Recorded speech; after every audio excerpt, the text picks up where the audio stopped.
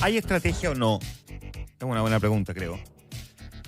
Del gobierno y del presidente Gabriel Boric particularmente, pero del gobierno, en torno a la figura de José Antonio Kast. Esto lo comentamos ayer a propósito de la cadena anteanoche del mandatario anunciando el envío al Congreso de la ley de presupuesto y en donde en algún momento el mandatario en su mensaje dice que es irresponsable la idea de recortar 6.000 millones de gastos que algunos han levantado sin decir de dónde pretenden hacerlo. Van a echar abajo beneficios sociales como la PGU, decía el presidente. Bueno, ya vamos a hablar de cuáles han sido las reacciones, pero es bueno preguntarse si lo que hay aquí es una estrategia comunicacional del gobierno en torno a esta elección.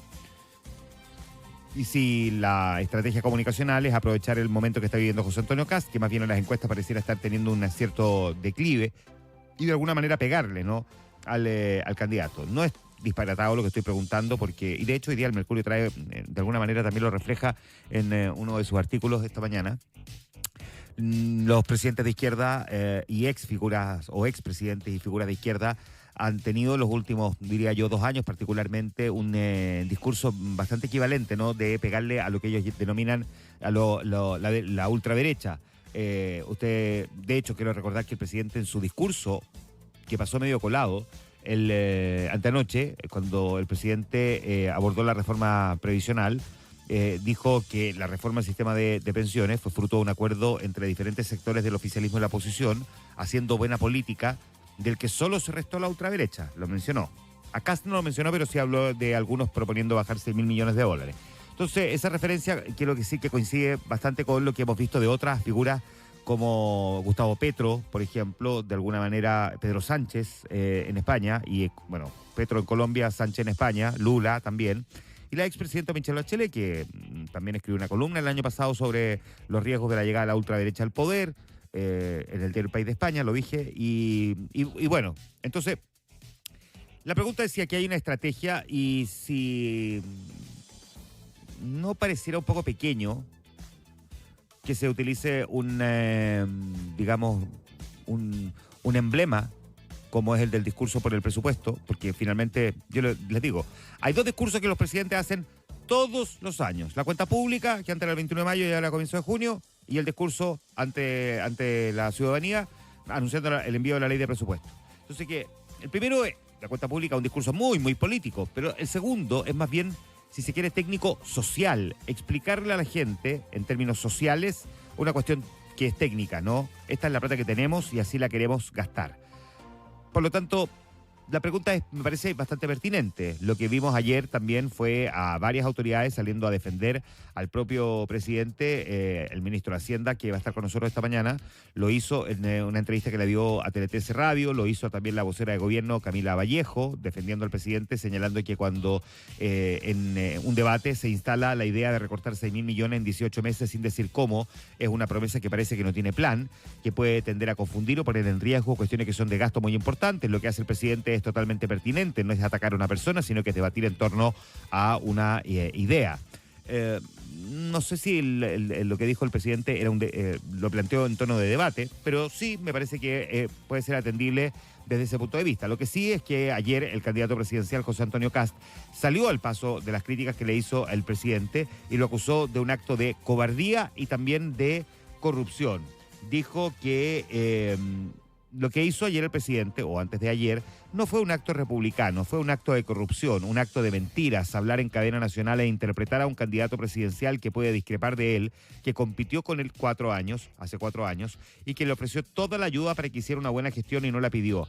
Ahí están los resultados. Cobarde es aquel que habla y sabe que no se le puede contestar en las mismas condiciones que él hace el planteamiento. Y dijo que Boric asumió el rol de vocero de la candidatura de Janet Jara y de interlocutor con uno de los candidatos presidenciales desde La Moneda. Y si ellos emplazan a alguien por cualquier motivo, yo le pediría al presidente que se tome unos días y deje de cobrar su sueldo, que salga a hacer campaña y que vaya a un debate. Lo que hizo es un acto de cobardía, un acto de corrupción, porque está usando fondos públicos y se cuida de no mencionarme, de no decir mi nombre. Si quiere dirigirse a mí, no tengo ningún problema, dígalo y sea honesto, hable con la verdad, porque ayer también fue un acto de mentiras.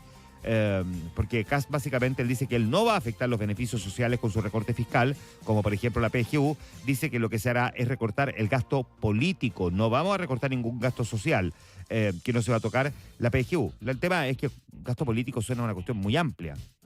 y tampoco José Antonio Kast, digamos que le ha puesto mucho de su parte, para tratar de precisar cómo, si es que ni siquiera los expertos, los economistas, los que han estudiado el cómo se administra el presupuesto, llegan a la cifra de 6.000 millones de dólares, y él sí pretende recortar los 6.000 millones. Decir vamos a recortar en gasto político es extraordinariamente amplio, vago, difuso, poco claro, y por lo tanto, digamos, deja ahí abierta una incertidumbre que me parece que es atendible y razonable.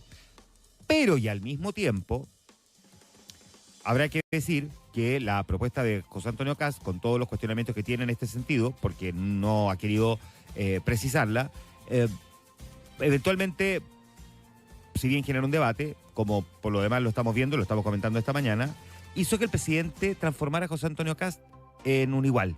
Lo puso como de igual a igual. O sea, el presidente está debatiendo con el que asume que va a ser el próximo presidente de la República. Le elevó, digamos, el estatus. Déjeme decirle esto. El gobierno no está bien evaluado, aquí no nos engañemos. Tiene promedio de 30%, de hecho, el promedio yo creo que es como 27%. Pero dejémoslo, redondeemos en 30. Redondeamos para arriba para no ser amargados. Aquí no vamos a amargar. Si estamos a juez, estamos ahí a la vuelta de la esquina el fin de semana. Ya. 30% de respaldo. La candidata Janet Jara está estancada en todas las encuestas. En todas las encuestas sí, usted dice, pero ¿cómo? Si está primera en la encuesta. Sí, está primera con 26% promedio y en ninguna encuesta gana en segunda vuelta.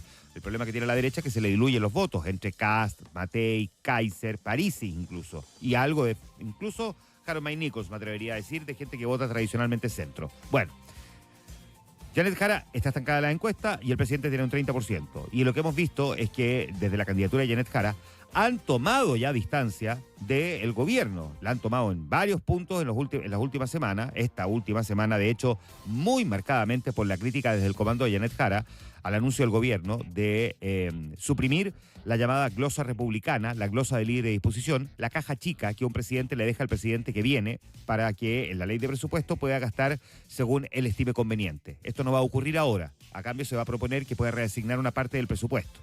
Pero Janet Jara salió a cuestionarlo, o su comando salió a cuestionar esta propuesta. ¿Qué es lo que nos dice eso? Que hay una distancia entre el comando de Jara y el gobierno.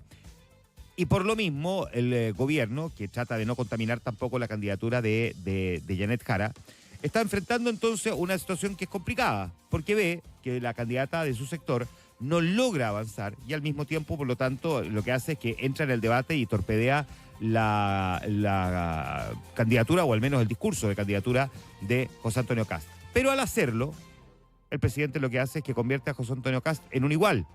Debate directamente con él, no lo nombra, es cierto, pero todos sabemos que estaba hablando de él, porque ninguno de los otros 7 candidatos ha propuesto bajar en 6.000 millones de dólares el presupuesto. ¿Es una buena estrategia? Por eso me pregunto si es una buena estrategia. Tiendo a pensar que no. Le regaló a Kast una figuración enorme durante estos días, y al mismo tiempo le regaló el argumento perfecto. Yo creo que en esto no hay que perderse. Ayer en la mañana, tal cual como lo planteamos, probablemente va a ocurrir, si es que no ha pasado ya, que haya figuras de la derecha que vayan a recurrir a la Contraloría porque lo que hizo el presidente lo consideran intervencionismo político. Y por lo tanto, por ahí va a transitar parte del debate. No sé si fue la mejor estrategia. Quizás la manera de haberlo dicho también probablemente le ha provocado al presidente un cierto cuestionamiento adicional. El candidato Kast sigue en todo caso desafiado a explicar cómo pretende reducir los 6.000 millones de dólares. Aquí al final del día, peleas más, peleas menos, el presidente intervino o no intervino, está el presidente o no cuestionando la institucionalidad pública, la institucionalidad republicana, cuando utiliza un discurso tan tradicional como este, con fines más bien electoreros o electorales.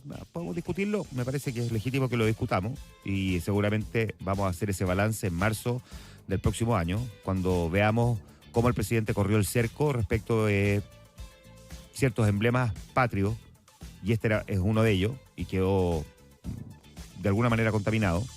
Nunca habíamos tenido un discurso politizado respecto a la ley de presupuesto de esta manera como lo hizo el presidente. Sí, ese debate está, y ese listado lo va a tener, no le quepa la menor duda. Pero en ningún caso eso elimina la responsabilidad de un candidato que pretende gobernar Chile y que ha planteado reducir en 6.000 millones de dólares el presupuesto y que no ha dicho cómo lo pretende hacer.